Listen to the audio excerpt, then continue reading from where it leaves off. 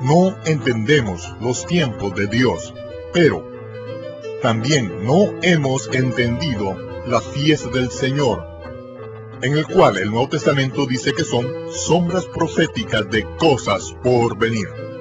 Las profecías en las fiestas del Señor, presentado por Michael Root. Shalom, soy Michael Root y os hablo desde el lugar de las trompetas en el monte del templo. Para poder entender la fiesta de las trompetas y su significado profético, es preciso que volvamos atrás en el tiempo del monte Sinaí. Allí veremos la entrega de la Torá, al ser transmitidos a una gran voz desde la montaña por el Todopoderoso. Nunca habríamos de olvidar ese día porque es una sombra de las buenas cosas por venir. Te invitamos a que te unes a nosotros en estudios de televisión de Personal, donde esta presentación multimedia sobre las profecías de la fiesta del Señor fue grabada por el Club de la Profecía. Eso es Profecía Bíblica 201. Y ahora, veremos el episodio número 19 de una serie de 26 partes sobre las profecías de la fiesta del Señor. El día de las trompetas, un día y una hora que ningún hombre conoce.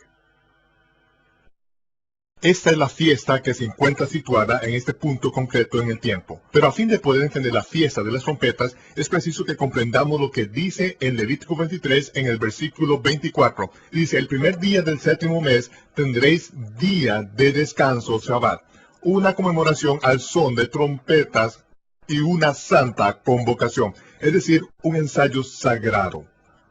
Para que veamos con claridad esta conmemoración al son de las trompetas, es necesario que volvamos al monte Sinaí en el tercer mes después de que saliésemos de la tierra de Egipto.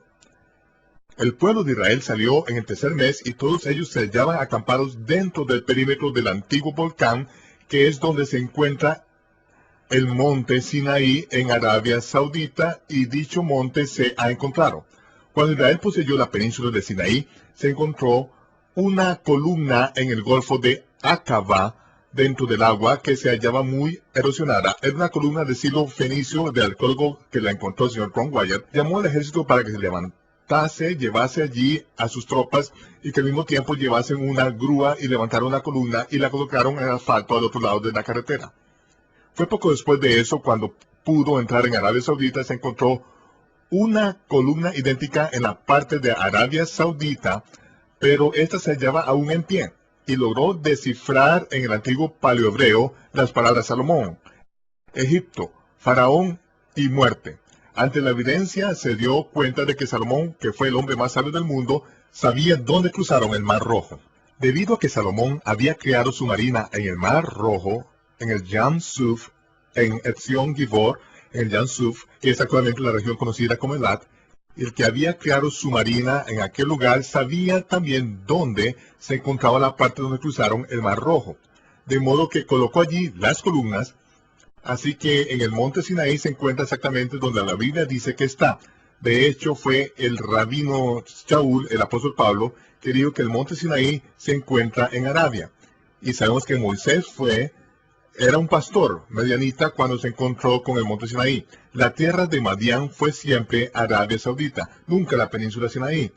Así que como es natural, es allí donde estaría el monte Sinaí. No donde dijo la madre de Constantino que estaría, es decir, en la península Sinaí.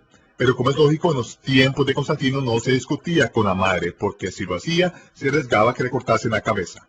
Su mujer y su hijo mayor descubrieron pagando con sus vidas que si enfadaran a Constantino, haría que les matasen. Constantino no fue nunca un seguidor del Mesías. Fue un emperador romano, adorador del dios Sol, adorador del Sol Invictus Mitra, hasta el mismo día de su muerte. Todo lo que estaba haciendo era crear una religión para un mundo con un gobierno único, a fin de que pudiesen fundir todo el paganismo juntamente con aquellos cristianos a los que no pudo doblegar. Consiguió que llegasen a un arreglo y creó una nueva religión en esos momentos. Una religión de la que aún estamos intentando de librarnos. Aún seguimos esforzándonos por regresar a la fe que una vez fue transmitida a los santos, porque lo que hemos heredado de hecho es una religión muy, muy mala. Así que es en el monte Sinaí, en Arabia Saudita, donde el pueblo de Israel acampó dentro de los bordes del antiguo volcán, más o menos a 1 milla del pico del monte Sinaí. Y mientras estábamos acampados allí, Moisés ascendió a la montaña para encontrarse con el Señor. Cuando subió allí, fue cuando el Señor hizo una ketubá, un acuerdo con Moisés. El acuerdo fue el siguiente: desciende al pueblo, tú eres mi mensajero, eres mi Sholoah, al que yo mando. Desciende junto al pueblo y diles que si guardan mis mandamientos, les convertiré en un sacerdocio santo, que serán sacerdotes míos ante todo el mundo. Y yo haré de ellos una nación aparte, un pueblo que es santo y apartado del resto de los pueblos de la tierra, si guarda mis mandamientos. De modo que Moisés descendió de la presencia del Señor, regresó junto al pueblo y les dijo: esto es lo que dice Yahweh: si guardáis sus mandamientos, hará de vosotros un sacerdocio santo, una nación santo, un pueblo apartado. Cuando descendió con ese mensaje, el pueblo no sabía cuáles eran los mandamientos. Él les dijo: tan solo si estáis dispuestos a guardar mis mandamientos. El pueblo podría haber dicho: ¿a qué mandamientos te refieres? Y Moisés hubiese dicho: eso no es parte del trato. Lo primero que tenéis que hacer es aceptarlos y guardarlos, incluso antes de que los dé. Esa es la esencia del señorío. Cuando decimos que alguien es Señor, eso quiere decir que digan lo que digan, lo vas a hacer. Tú te estás comprometiendo con esa persona antes de saber cuáles son los detalles y estás de acuerdo en guardar sus mandamientos, porque has visto que te ha liberado de la tierra de Egipto. Has visto que ha destruido los carros y el ejército de Faraón en el fondo del Mar Rojo, al pasar tú por tierra seca. Cuando has visto eso, te has dado cuenta de que Dios es tu libertador. Pero la cuestión es: ¿vas a obedecerle? ¿Estás dispuesto a guardar sus mandamientos, aunque no sepa cuáles son? Y el pueblo dijo en total acuerdo: sí, guardaremos tus mandamientos. Estamos de acuerdo con lo que nos has propuesto Dios. Así que Moisés volvió a subir al monte y le dijo al Señor: el pueblo está de acuerdo. De manera que Dios le habló a Moisés diciendo: voy a hacer algo delante de todo el pueblo de Israel. Voy a hacer algo para manifestar mi poder, de tal modo que a partir de ese momento todo el mundo en Israel creerá que tú eres mi enviado. Tú eres mi enviado, tú eres mi Sholoah, mi apóstol, tú eres el que viene de mi parte y el que habla por mí al pueblo. Eso le pareció un buen acuerdo a Moisés. Y luego Dios le dijo: quiero que desciendas y le digas al pueblo que se santifique durante 2 días. Santifícate durante 2 días y deberás estar listos al tercer día. Y cuando suenen las trompetas, reunirás a mi pueblo ante mí el tercer día.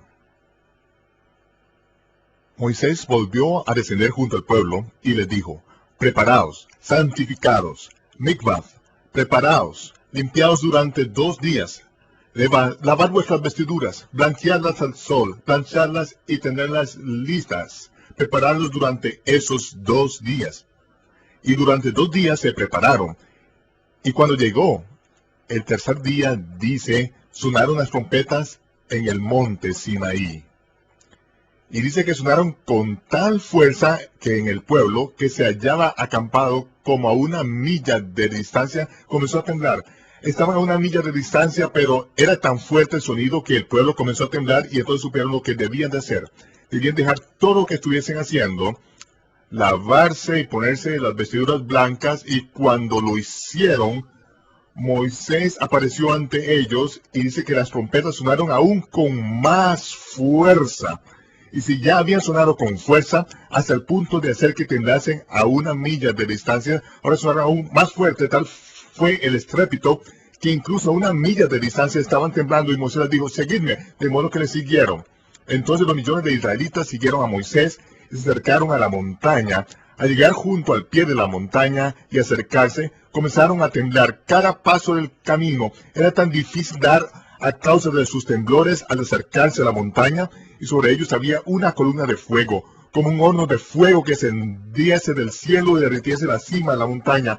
La nube del horno las cubría en una experiencia tan impresionante que se quedaron parados, temblando, y de repente las trompetas dejaron de sonar. ¡Bum! Hubo un silencio sepulcral en la cima de la montaña, y Moisés llamó a Dios a gran voz y dice que Dios le contestó a Moisés diciendo, Moisés, sube aquí, ven junto a mí. Y Moisés ascendió ante el Señor caminando derecho hacia el horno de fuego delante de todo Israel. En aquel momento, Moisés no necesitó quien avalase su currículum. Eso era todo. Dios le habló a Moisés delante de todo el mundo y le dijo que ascendiese ante él, y cualquiera al que Dios le hable y camine hacia él, a partir de ese momento van a creer en él. De modo que cuando Moisés subió allí, Dios le dijo que acercase más al pueblo y que llevase a los 70 ancianos más cerca aún, y aquellos 70 ancianos de Israel fueron literalmente y se colocaron sobre aquel suelo de color azul zafiro de la sala del trono de Dios y cenaron allí ante Dios. Fue allí en el monte Sinaí cuando el pueblo estuvo reunido todos juntos al pie de la montaña y Moisés dijo, acercaos un poco más. Entonces se acercaron a la montaña, aterrorizados, sobrecogidos, aterrorizados ante un Dios santo y justo al que ese día vieron cara a cara. Y se detuvieron allí mismo, mientras Dios gritaba desde la montaña sus 10 mandamientos. Al principio los 10 mandamientos no fueron dados en piedra. Dios los gritó y el pueblo abajo oyó la voz de Dios mismo. Lo oyeron cuando Él les habló aquellos 10 mandamientos. De modo que cuando fueron pronunciados los 10 mandamientos en voz alta al pueblo, de común acuerdo, le dijo a Moisés, por favor Moisés, por favor, no permitas que Dios nos vuelva a hablar jamás. Por favor, tememos que si Dios nos vuelve a hablar, nos moriremos. Era algo que les hacía temblar.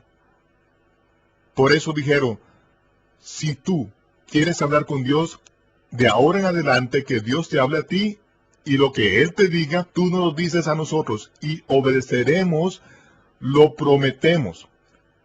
Pero no permitas que Dios nos vuelva a hablar de nuevo. Tenemos miedo a morirnos. Y Dios prestó atención al pueblo. De modo que a partir de ese día, Dios le habló a Moisés cara a cara, como lo haría a un amigo. Y lo que Moisés le dijo a partir de entonces, Israel escuchó y obedecieron. Pero Dios le dijo a Moisés que informase al pueblo, Israel, no quiero que nunca os olvidéis de este día. No olvidéis nunca este día. De modo que de ahora en adelante, en el 7º mes, el primer día del 7º mes, tendréis una conmemoración al son de trompetas. Recordaréis este día mientras viváis para siempre, y deberá ser un estatuto por todas vuestras generaciones para siempre, recordando este mismo día en que Dios dio sus mandamientos, cuando estabais reunidos en su presencia. Esto es algo que haréis el mes 7º, el primer día del mes. A pesar de que sucedió originalmente en la época de Shavuot, en Pentecostés, en el tiempo de la fiesta de primavera, pero ¿por qué lo trasladó Dios al mes 7º, al primer día del mes? Porque ninguna de las fiestas del 7º mes o del mes de reposo comienza su cumplimiento final hasta el 7º o milenio reposo, el Shabbat, el día o milenio del Señor. Tal y como dijo el profeta Malaquías, el Mesías nacerá, el sol de justicia. Dijo que literalmente el sol de justicia saldrá con sanidad en su canaf, los tzitzit en los bordes de sus vestiduras. Y vemos el cumplimiento de eso en los evangelios. La mujer que tenía el flujo de sangre, que se agarró a los tzitzit de su túnica, agarrándola mientras confesaba que él era el Mesías. Aquella mujer pudo ser apedreada allí mismo por atreverse a tocar a un rabino kosher. Pero a pesar de ello, cuando se encontró con un dedo ante su rostro y preguntaron, ¿quién me ha tocado?, ella no lo negó, sino que confesó, yo lo hice porque sabía que era el Mesías, sería sanada.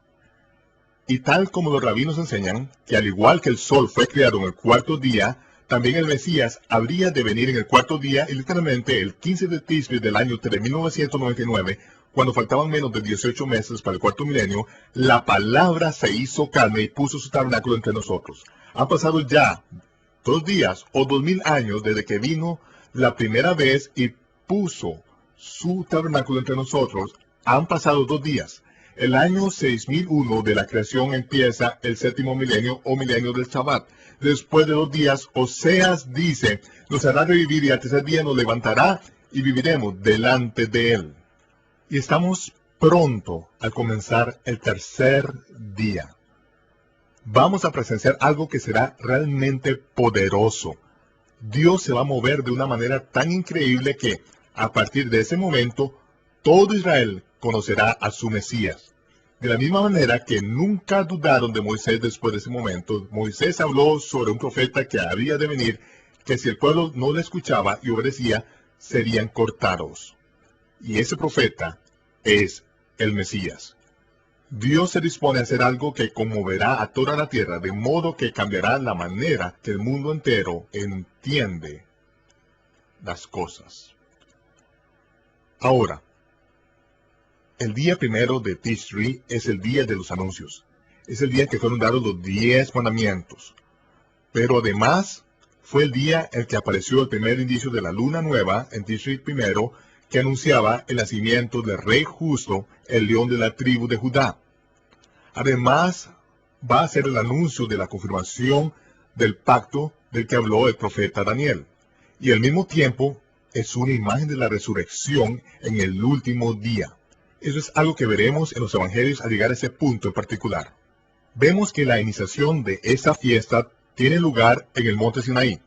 Y siempre sucede en un día y en una hora que nadie sabe. Hay que prepararse por adelantado. Nos preparamos por adelantado porque conocemos los tiempos y las estaciones, pero nunca sabemos ni el día ni la hora. Entre los judíos de Israel ahora es una fiesta de 2 días de duración. ¿Por qué? Porque no quieren perdérsela. Pero eso es perderse el significado.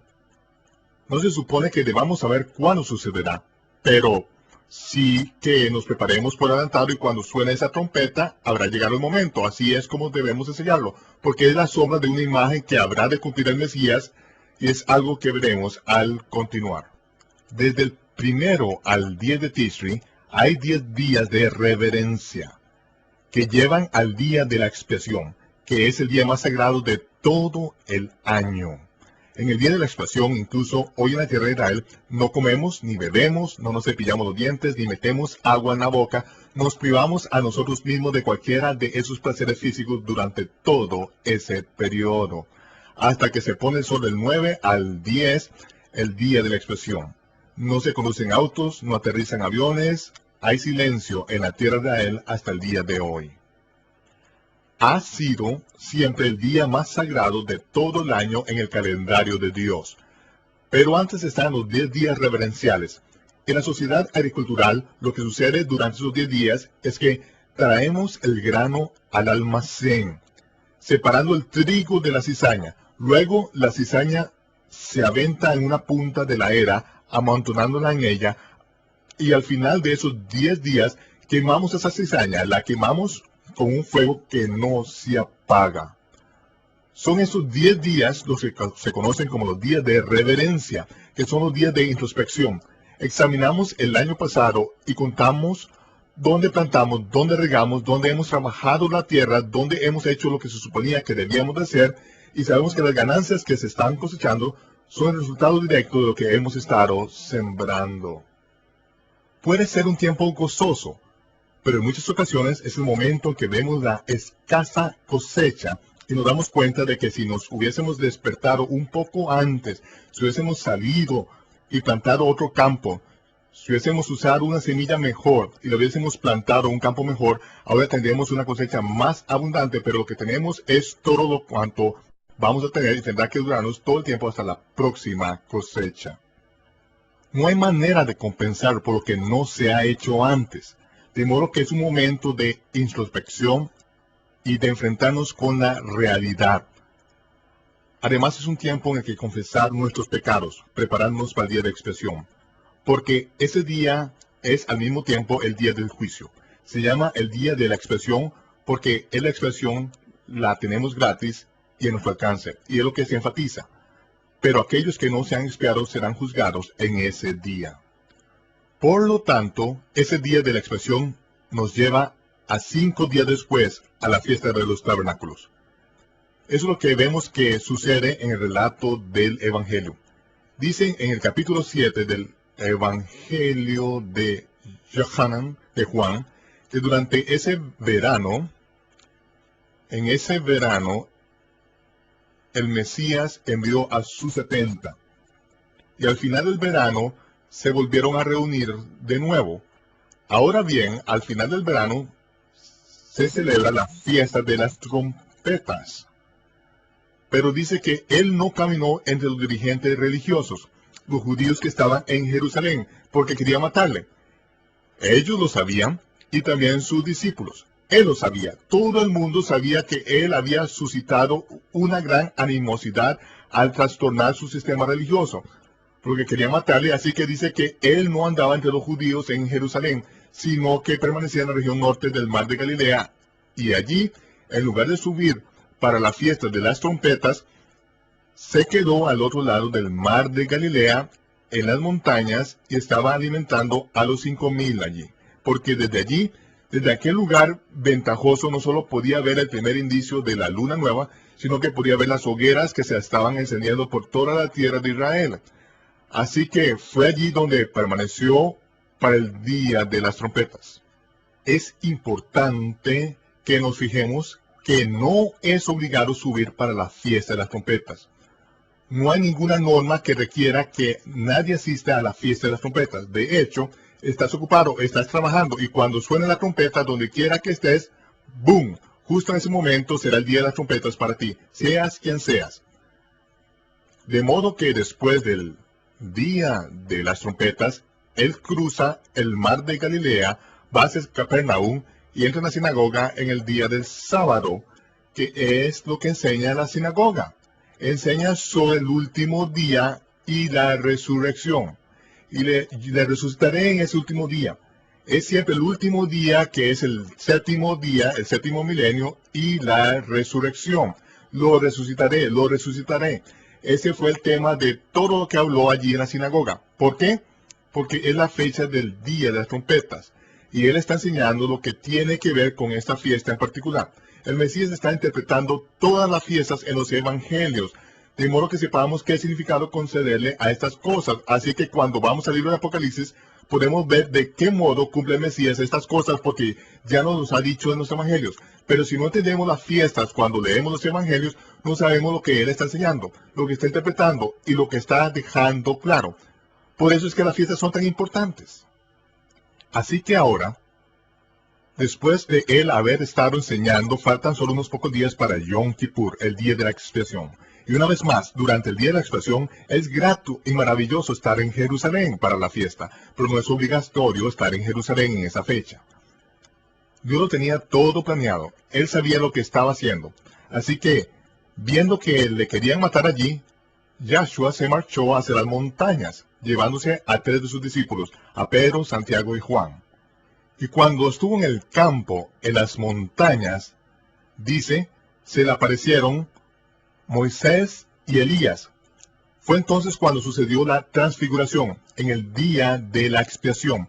No está obligado a estar en Jerusalén, de modo que se quedó fuera de Jerusalén, y cuando aparecieron Moisés y Elías, fue por un propósito muy concreto, porque en todas las fiestas de bodas, al principio de la ceremonia, tiene que haber siempre 2 testigos.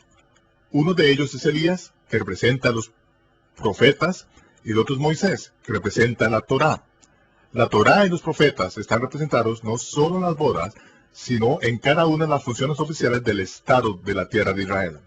Y aparecieron allí Moisés y Elías, y él se transfiguró delante de Pedro, de Santiago y de Juan, que lo vieron.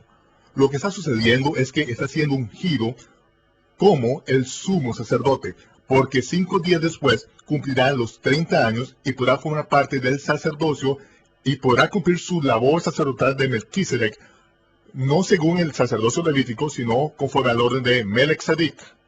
Así que se transfigura ante ellos. Viendo esto, Pedro, Santiago y Juan dicen, Señor, es bueno que estemos aquí. Permanezcamos aquí y construyamos 3 tabernáculos, uno para ti, otro para Elías y otro para Moisés. Ahora, ¿por qué dicen eso? porque se dan cuenta de que al día siguiente es el día 11, van a tener que marcharse de donde están, van a tener que subir a Jerusalén muy rápidamente para el 14 y construir sus sucas, sus tabernáculos allí. Porque la Torá requiere que se suba a la fiesta y que vivan en una suca durante 7 días. Pero saben que hay problemas allí en Jerusalén y que hay peligro. Por eso dicen que es bueno que nos quedemos aquí. Es bueno que nos quedemos aquí. Construyamos 3 sucas aquí. Y entonces, una voz, hablando desde las nubes, dice: Este es mi Hijo amado. Escuchadle. Muchacho, vuestras ideas son un poco insensatas. En esos momentos vemos que el Mesías se los lleva con él y suben a Jerusalén. Michael Rood regresará en tan solo unos momentos. Después del día de la expiación, el Mesías ascendió a Jerusalén a fin de participar en la fiesta de los tabernáculos y en la fiesta del último día. La acción se caldeó al regresar al pueblo samaritano donde había estado hacía solo 4 meses. Sus discípulos, enfurecidos, querían incinerar a toda la comunidad. Te invitamos a que te unas a nosotros la próxima vez para ver el episodio número 20 de una serie de 26 partes sobre las profecías en la fiesta del Señor. ¿Cómo, pues, debemos adorar? Este es Michael Rood desde Jerusalén, deseándoles shalom, paz, y les veré cuando se aclare el humo.